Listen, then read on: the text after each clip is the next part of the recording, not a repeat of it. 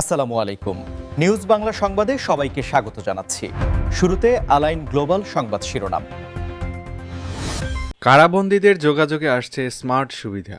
কারাবন্দীদের জন্য স্বজনদের সঙ্গে ভিডিও কলের উদ্যোগ নিয়েছে কারা কর্তৃপক্ষ। বর্তমানে ফিঙ্গারপ্রিন্টের মাধ্যমে নির্দিষ্ট নম্বরে 7 দিন পর একবার 10 টাকায় 10 মিনিট কথা বলার সুযোগ পান তারা। এবার একই পদ্ধতিতে ভিডিও কলেও কথা বলার সুযোগ পেতে যাচ্ছেন বন্দীরা।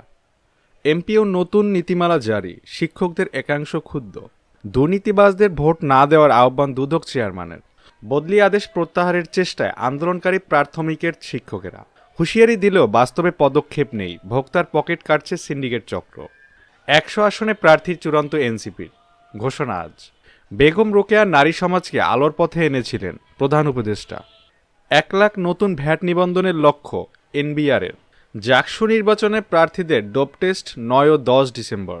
আদালতের ঘাড়ে বন্দুক রেখে অবৈধ সিদ্ধান্তকে বৈধতা দিত আওয়ামী লীগ, হাসনাত আব্দুল্লাহ। 8 দলের একক প্রার্থী বাছাই শুরু আজ। ফ্যাসিবাদ দোসরদের জোট এরশাদ পরিবার মাইনাস। রাতের আধারে জামায়াত প্রার্থীর গাড়িবহরে হামলা। ব্যারিস্টার ফুয়াদের ওপর হামলার প্রতিবাদ পেশাজীবী কাউন্সিলের। গুমের মামলায় ট্রাইব্যুনালে 3 সেনা কর্মকর্তা। আবু সাইদ হত্যার সাক্ষ্য দিতে ট্রাইব্যুনালে হাসনাত আব্দুল্লাহ। সালাম মুর্শিদির বাড়ি দখলে নিতে সরকারের হাইকোর্টের নির্দেশ। মার্চ থেকে পাবনা টু ঢাকা রেল চালু। বিজয় দিবসে প্যারাশুটিংয়ে বিশ্ব রেকর্ড গড়বে বাংলাদেশ। আইপিএল নিলামে 7 বাংলাদেশি, নেই সাকিব আল হাসান।